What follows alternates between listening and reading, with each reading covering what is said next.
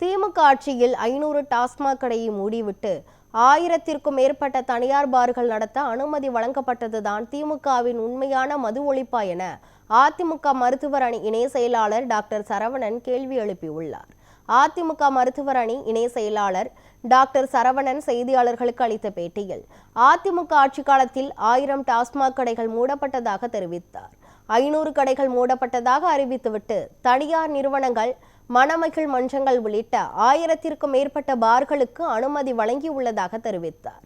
திமுக ஆட்சியில் ஆண்டுக்கு ஆண்டு மது விற்பனை அதிகரித்து வருவதாகவும் 50,000 கோடி மது விற்பனையை இலக்காக வைத்து ஸ்டாலின் அரசு செயல்படுவதாகவும் தெரிவித்தார்.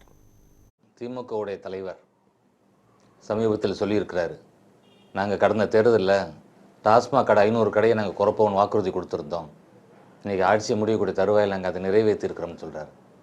இதை கேட்குறதுக்கே நகைச்சுவையாக தான் இருக்குது. பொதுமக்கள்கிட்ட கடுமையான கண்டனம், விமர்சனம் வருகிறது. ஏன்னு கேட்டிங்கன்னா, இவங்க என்ன சொன்னாங்க, 500 கடை மூடுவோன்னு சொன்னாங்க. ஆனால் இன்றைக்கி என்ன நடந்திருக்கு, உண்மையில் தமிழ்நாட்டை 4829 டாஸ்மாக் கடையில் அரசு பார்கள் இருக்கின்றன. இவங்க தனியார் பார்களுக்கு அனுமதி அதிகமான முறைகேடாக வழங்கி 2919 தனியார் பார்கள் செயல்பட்டுக்கிட்டு இருக்கு. இவங்க 50,000 கோடிக்கு நம்ம டாஸ்மாகை நம்ம விற்கணும்னு நிர்ணயம் பண்ணி, ஒரு டார்கெட்டை நிர்ணயம் பண்ணி செயல்படுற ஒரு அரசாகத்தான் திமுக செயல்பட்டுக்கிட்டு இருக்கு. தீபாவளிக்கு 790 கோடி வியாபாரம் தமிழ்நாட்டில், பொங்கலுக்கு 570 கோடி வியாபாரம், குடியரசு தினம் 26ஆம் தேதிங்க, 25ஆம் தேதி நீங்கள் அந்த டாஸ்மாகோட வியாபாரத்தை எடுத்து பார்த்தீங்கன்னா 220 கோடி. அப்போ இவங்க யாரை ஏமாற்றுகிறார்கள்? இவங்க தர்றது என்ன, பெண்களுக்கு தரோம், நாங்கள் 1000 ரூபா தர்றோம்னு சொல்லிட்டு ஆட்சிக்கு 30 மாதம் கழித்து எதிர்க்கட்சி தலைவர் அவருடைய வலியுறுத்தலுக்கு பிறகு இவங்க கொடுக்குறாங்க. அப்போ தகுதின்னு ஒரு புதுசாக ஏதோ விஷயத்தை கொண்டு ஒரு 50% பெண்களுக்கு அதை கொடுக்கல. இலவச பஸ் பேருந்துன்னு சொல்லிட்டு ஒரு லிப்ஸ்டிக் அடித்த மாதிரி ஒரு பழைய பஸ்ஸை அதை கொண்டு வந்து ஏமாத்தினாங்க. 2026 சாமானிய மக்களுக்கான முதல்வராக ஒரு வரி உயர்வு இல்லாமல் கூட கொரோனா காலகட்டத்தில் ஆட்சி செய்த எடப்பாடி அவர்களை மீண்டும் ஒரு முறை தமிழ்நாட்டோட முதலமைச்சராக ஆக்கி பார்ப்பார்கள். அந்த 5 வருஷத்தில் செய்யக்கூடிய சாதனைகள் என்றும் தமிழ்நாட்டில் அதிமுக ஆட்சி தான் நிலவும். அந்த அளவுக்கு நிச்சயமாக இப்போ அவர் கொடுக்கக்கூடிய நீங்கள் மக்களுக்கு தரக்கூடிய வாக்குறுதிகளை பார்த்தீங்கன்னா,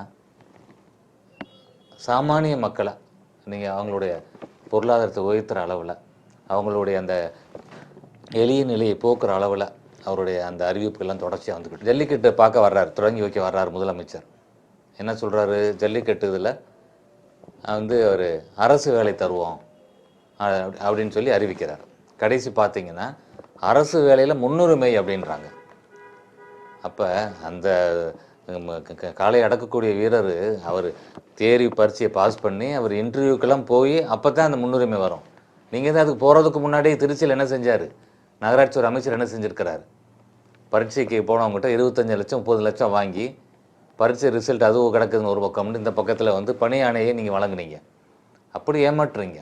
இன்றைக்கி எங்களுடைய ஐயா பொதுச் செயலாளர் எடப்பாடியார், வருங்கால முதலமைச்சர், இன்றைய சட்டமன்ற எதிர்க்கட்சி தலைவர் இன்றைக்கி நேற்று அறிவிப்பு கொடுத்துருக்கிறாரே, ஜல்லிக்கட்டில் காலை அடக்கக்கூடிய வீரர்களுக்கும் அந்த காளை மாடுகளுக்குமே அரசே இன்சூரன்ஸ் பண்ணித்தரும் என்று அறிவித்திருக்கிறார். எதிர்பாராத விதமாக காலை அடக்கக்கூடிய அந்த இதில் உயிரிழப்பு ஒருவேளை நேர்ந்துட்டால் அந்த குடும்பத்திற்கு 10 லட்சம் இழப்பீடாக தரப்படும் என்று அறிவித்திருக்கிறார்.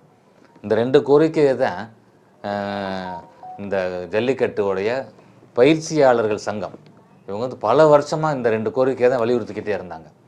அதை இன்னைக்கு நேற்று மாண்புமிகு ஐயா எடப்பாடியார் தெரிவித்திருக்கு.